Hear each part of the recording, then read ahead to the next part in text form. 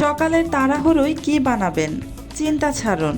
আজ আমরা বানাবো ঝটপট সুস্বাদু আলুর ব্রেকফাস্ট, যা শুধু টেস্টি নয়, একেবারে এনার্জি ভরা। মাত্র 2 থেকে 3টি সাধারণ উপকরণ দিয়ে 10 মিনিটের মধ্যে তৈরি হবে এই নাস্তা, যা ছোটদেরও খুব পছন্দ হবে। চলুন দেখি কিভাবে সহজভাবে তৈরি করা যায় এই ঝটপট আলুর নাস্তা, যা আপনার সকালকে আরও সুস্বাদু করবে।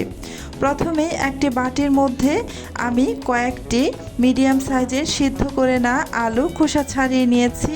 এবার আমি এই আলুগুলোকে একটি গ্রেটারের সাহায্যে ভালোভাবে গ্রেট করে নিচ্ছি।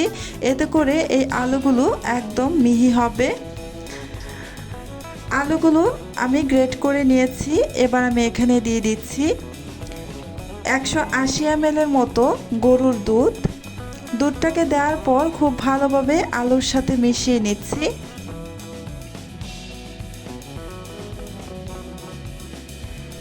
এখন এতে দিয়ে দিচ্ছি স্বাদ অনুযায়ী লবণ, চিনি দিয়ে দিচ্ছি 3 চা চামচ পরিমাণ, মানে 1 টেবিল চামচ পরিমাণ। 3 চা চামচ সমান 1 টেবিল চামচ হয়। এবার ইস্ট দিয়ে দিলাম 1 চা চামচ পরিমাণ, দিয়ে খুব ভালোভাবে চামচের সাহায্যে নেড়ে চেড়ে আলুর সাথে মিশিয়ে নিচ্ছি। খুব ভালোভাবে প্রথমে মিশিয়ে নিতে হবে।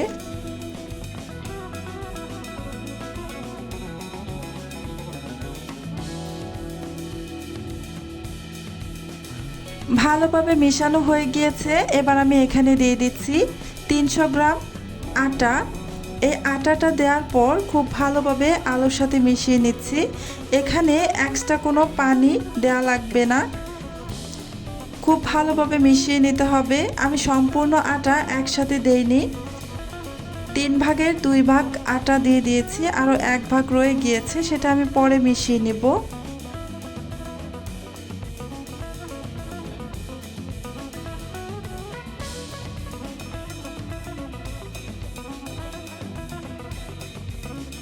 দুই ভাগ আটা দিয়ে ভালোভাবে মেশানোর পর আবারও আমি যে তৃতীয় ভাগ আটাটা রেখেছিলাম সেটা দিয়ে খুব ভালোভাবে আবারও মিশিয়ে নিচ্ছি। এই কাজটা হাত দিয়ে করলেই সবচেয়ে বেশি ভালো হয়, তাই আমি হাত দিয়েই করছি। অবশ্যই খুব ভালোভাবে মেখে নেবেন।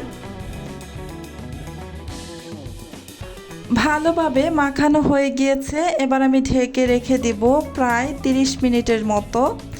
আমি আপনাদের এখানে বলে রাখি, আমি যে দুধটা এখানে ব্যবহার করেছিলাম কুসুম গরম ছিল, সেটা তখন বলতে ভুলে গিয়েছিলাম। প্রায় 30 মিনিট পর ঢাকনাটা খুলে এই যে আপনাদের দেখিয়ে দিচ্ছি, এটা কিন্তু অনেকটাই ফুলে উঠেছে। এবার এই নাস্তাটাকে বানানোর জন্য চলে যাব সরাসরি চুলায়।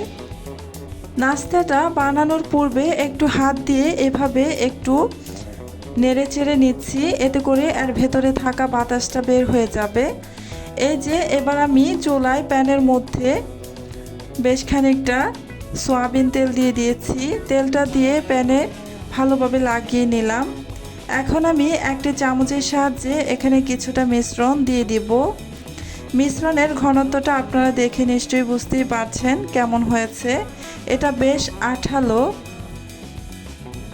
আপনারা এই নাস্তাটাকে যে কোনো শেপেই বানিয়ে নিতে পারেন। এই যে শুধু চামচ দিয়ে কিন্তু এটা ছড়ানো যাচ্ছে না, তাই আমি এক পাশ থেকে চামচ দিয়ে ধরে অন্য পাশ থেকে হাত দিয়ে ছড়িয়ে নিচ্ছি। আমি আমার ইচ্ছে মতো ছড়িয়ে দিচ্ছি। আপনারা কিন্তু যে কোনো শেপে এই নাস্তাটা বানিয়ে নিতে পারেন। এই নাস্তাটা খেতে ভীষণই সুস্বাদু। আপনারা চাইলে একবার হলেও এটা বানিয়ে খেতে পারেন। কথা দিচ্ছি, একবার যদি বানিয়ে খান তাহলে আবারও বানাতে বাধ্য হবেন, এতটাই টেস্টি কম উপকরণে হলেও। এবার আমি ঢাকনা দিয়ে ঢেকে প্রায় 1.5 মিনিটের মতো অপেক্ষা করব। এই তো প্রায় 1.5 মিনিট পর ঢাকনাটা খুলে নিয়েছি। এ পর্যায়ে কিন্তু চুলার আঁচ একদমই লো আঁচে আছে। প্রথমে চুলার আঁচ কিন্তু বাড়িয়ে দেওয়া যাবে না, লো আঁচে 2 পাশ কিছুটা কুক হতে দেওয়া লাগবে।